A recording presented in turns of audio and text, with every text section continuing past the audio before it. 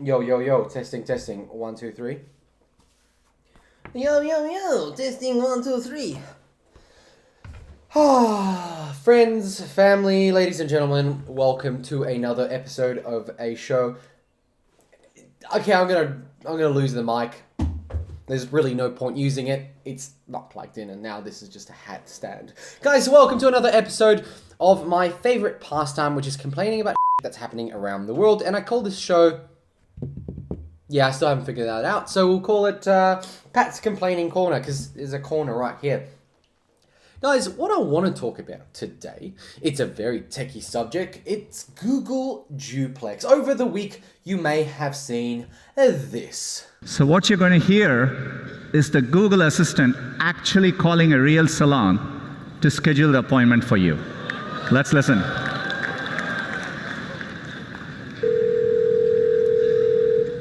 How can I help you? Hi, I'm calling to book a woman's haircut for a client. I'm looking for something on May 3rd. Sure, give me 1 second. Sure, what time are you looking for around?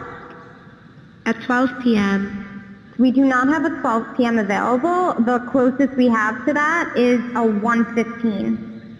Do you have anything between 10 a.m. and 12 p.m.? Depending on what service she would like. What service is she looking for? Just a woman's haircut for now. Okay, we have a 10 o'clock. 10 a.m. is fine. Okay, what's her first name? The first name is Lisa. Okay, perfect. So I will see Lisa at 10 o'clock on May 3rd. Okay, great. Thanks. Great. Have a great day. Bye. So a little background, what you just witnessed there is a call being made by the Google Duplex system to a hairdresser to book an appointment for you. That's pretty darn cool.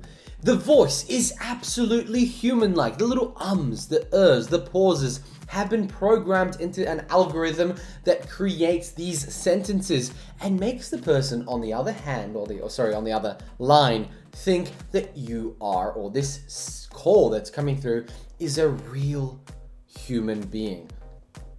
Now, I guess you're already imagining the possibilities and obviously the repercussions. So let's talk about the possibilities, the repercussions, and what it could mean to people today. Well, first of all, the tech is still 2 to 3 years away from actually being available to the public and being able to be used. So you're a while away from booking your favorite stylists who don't have an online booking system through your Google Duplex. So let's talk about the first issue. First of all, how many places do not have an online booking? Well, quite a few apparently still. Predominantly here in Australia, a lot of places do not. And those who do have a very janky solution. In fact, it's really bad. Like, it feels like some of the booking systems for restaurants are from like 2006. Why 2006? Because that's the first time I remember I saw one. Yep, I've got a great memory, and 2006 was the year I actually booked a restaurant. I still called up and made sure it went through. In any case, why have this service? Well, they're really just testing the waters for other things. I have a slight feeling these things are going to be used by businesses to call you up and sell you more shit. And are you going to buy it from somebody that sounds extremely professional but also human-like? Well, potentially. First of all, you may have already received automated calls. Hi, this is Jenny. I would like you to go on a cruise with me. You might ask it, what? And they'll be like, well, sir, I'm calling you because we have a special on a cruise. You ask it any other question, it will fall apart, it'll have some sort of problem. And, you know, at the end of the day, it's automated. It's not an actual AI talking to you. So this is a huge game changer. Imagine Sally or John calling you and going, hey, sir, how are you going today? Oh, fine. That's great to hear. You're going to be able to have a proper conversation with this. And from that video, I could not tell it was a robot. It was an AI. I couldn't tell because it had the ums, the ers, and on the phone, all you hear is the voice. You don't see the person, so how could you know? So the question becomes, does the person on the other end need to know that this is a call from a robot? Well, there's two schools of thoughts here. Well, yes, they should know because it's kind of weird talking to a machine. Second of all, they shouldn't, and nobody's feelings should be heard as long as that machine performs the task excellently. And that's the thing, right? If this machine that they have, this AI, is able to perform this task absolutely well, that the other person on the other end does not realize it's a machine, then it's done its job, it's fulfilled its task, and now every time I'm working at a stylist, because, you know, I want to be a hairstylist one day, and I get a call and I pick that up and I go, hey, how you going? Make an appointment? What do you want to do? I don't know. Actually, that's a really bad way to answer a call. In any case, do I really want to know? Well, actually, just because I am a human, I want to know that I'm talking to another human. And would I feel like I'm less of a human? That this person couldn't take 5 minutes to make a call to me and book an appointment for 7?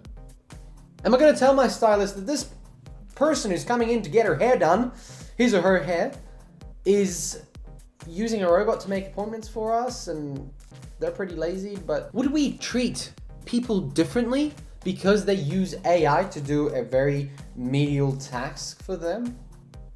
That's the question we gotta ask ourselves. Are we gonna judge people who use this AI to do things for them to communicate to other people? We already judge kids for using messaging system, MSN, to contact other kids and have chats, and adults, you know, whatever, like adult to adult. I'm not saying kids messaging kids only on MSN. Is MSN still around? In any case, that is already a way to disconnect the human from the human interaction. You just got an interaction, right? So then you take away the first human and you kind of make a robot talking to another human. So at one point, am I going to be messaging my wife by going, hey Google, tell my wife she looks lovely today? Sorry, I can't send messages yet. Now that's creepy. In any case, am I going to do that just to speak and then Google will call up? Hey wife, your husband has told me to tell you it's going to be Chinese whispers. Things are going to get lost. My ideal version of Google Duplex is the ability to have conversations with this AI, but find out useful things. Imagine having a conversation with a bank or a Telstra person or somebody from, you know, a service. You're calling up and you say, hey, hi, I have a problem with this and this and this. How do I fix it? Oh, is that what you're having a problem with? Yes, logic based. Obviously, it'll ask you questions to get somewhere. I would actually potentially use this service, but would you want me to tell my Google to make appointments with something else for me? I mean, it just doesn't make sense. And the more widely it's going to be used, the more restaurants are just going to be, I guess, known to it. And they'll be quite surprised at first. It'd be quite a novelty to get a call from a robot, but sooner or later, it's just going to become so ubiquitous that it's just going to be lazy. You're going to call up and be like, hello. And then automatically, you're just going to be like, oh yeah, it's a robot. No, sir, I'm not a robot. No, you're a robot, thanks. Later on, you see on Yelp, there's a terrible review. They thought I was a robot. I mean, there's these petty things that are going to come out of it. There's going to be all these weird stuff that are going to be brought on by Google Duplex. So has Google actually thought it through? If they're only 2.5 to 3 years away from going live, is that actually going to help? Or are most restaurants, stylists, and any other places that require you to book via phones have gone to online bookings? Is that going to be useful? So what's the use case? You guys tell me in the comments what you think something like this, like Google Duplex, would be useful for, apart from making appointments for yourself. Obviously, it'd be nice to have the Google Assistant actually speak to you a little bit better. But when you have an assistant, do you really need the ums and ers? You just want to get the information as quickly as possible and as efficiently and as without that human nuance. Guys, thank you very much for watching. I hope we've touched upon some topics that you may be interested about. Please let me know in the comments what topics I should cover. Hopefully it is regarding technology. Hopefully I can chat about them. And I'm going to get rid of the hats. It is bloody hot in here and they're not helping the heat. Thank you very much for watching and I'll catch you later.